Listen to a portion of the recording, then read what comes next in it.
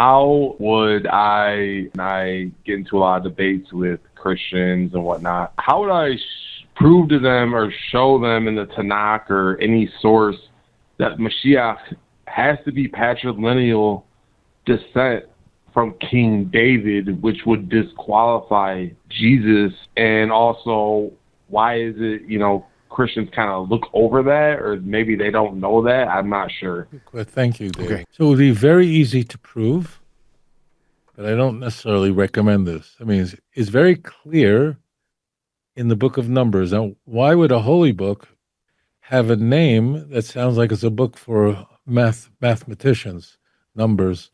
So the book of Numbers, Sefer Bamidbar, begins with a census of the Jewish people of men of military age of 603,550 men, 20 to 60. But how do you know what tribe you're from? So the Torah says openly, it's L'mishpechaisam leveis avoisam. It's said a number of times.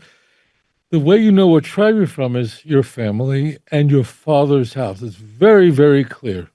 Okay?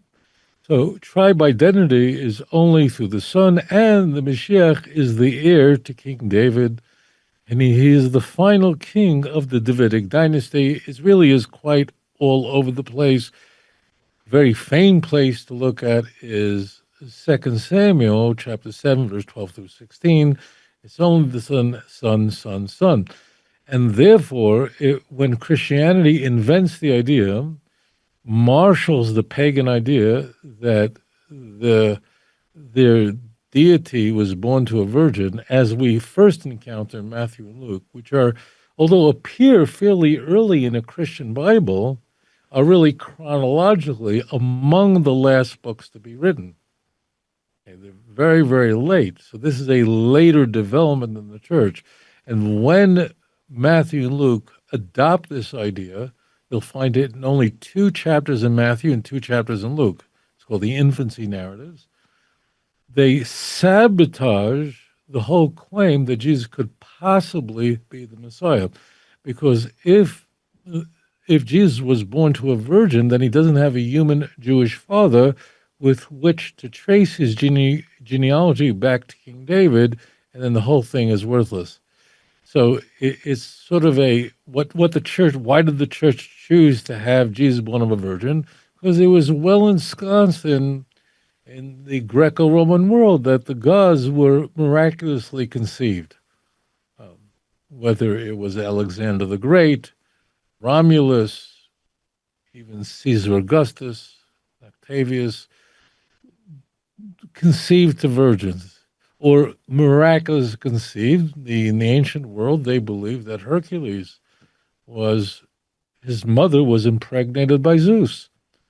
So eventually, the key is that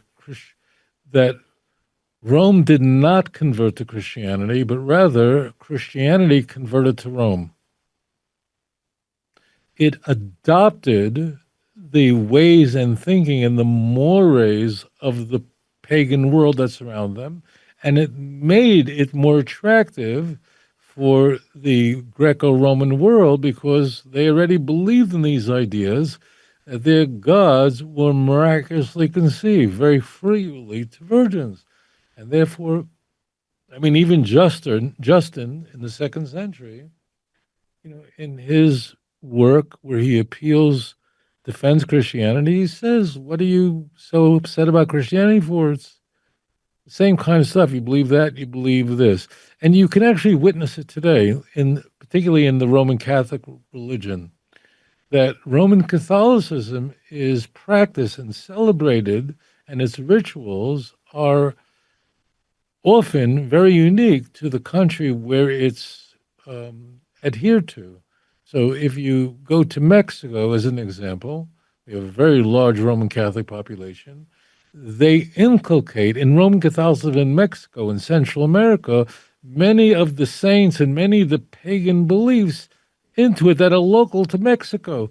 In South America, we find many Roman Catholic countries. In fact, the largest Roman Catholic country in the world is in South America, Brazil. So they also they picked up many of the deities and ideas and practices that the native Indians from South America believe. So they just, let's bring it in too. Why not? So it's just a, a poo-poo platter. It's like just a buffet of whatever you want. And that's what they do. And that's why Roman Catholicism in the United States looks strikingly different than it does as it's practiced in Argentina. Because in South America, in Mexico, many of their pagan gods that they already believed in, they just brought into it. Mix it up as you want, as long as you get to Jesus, whether in pretense or in truth, the gospel is preached. I didn't say that, Paul said that. So that's the key feature. Now, Christians are completely oblivious to this point. 99.9% of Christians are just not aware that the way a person is from the house of David has to be father to son. And, moreover, the Tanakh is very careful to tell us that the Mashiach is a son of a man. Very important.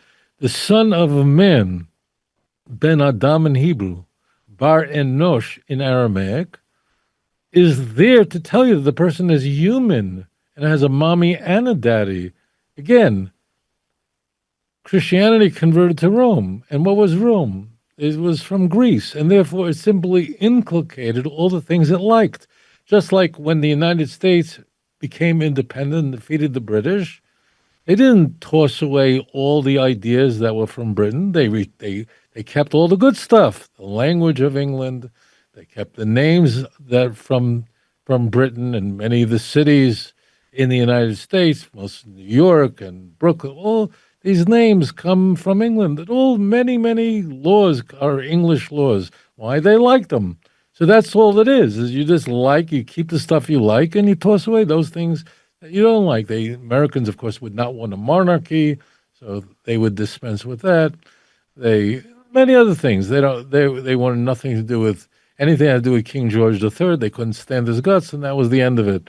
It's very simple what's happened there, but I want to caution you on one caution with this point. If you come off and say that to a Christian, most Christians, they won't understand what you're talking about, and it seems too complicated for them because they never even thought about this.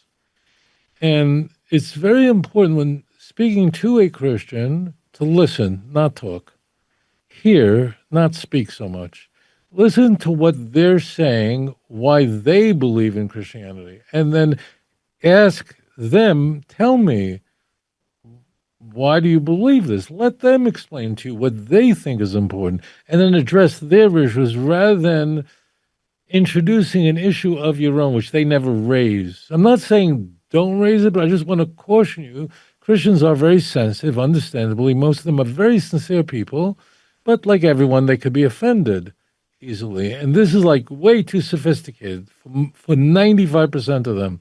So it could be brought up, but the nicest and most thoughtful way to help a Christian is to answer her questions rather than introducing issues of your own. This will be much more valuable in terms of nourishing a meaningful conversation that could bear the fruits than the real fruits, and that is the teachings of our Kodesh Baruch. Hashem should only strengthen you and go from strength to strength of it. Thank you for your thoughtful question. If you enjoy this channel and the content, and it has changed your life, or perhaps the life of a loved one or a close friend, would you please consider supporting this work? You can click this link and it'll take you directly to my website with the donate button. Or there's a Patreon link and a mailing address for snail mail if you would prefer. If you do donate, please do me a favor and leave me a phone number where I can contact you and thank you properly. I hope you all have a wonderful 2025. Shalom.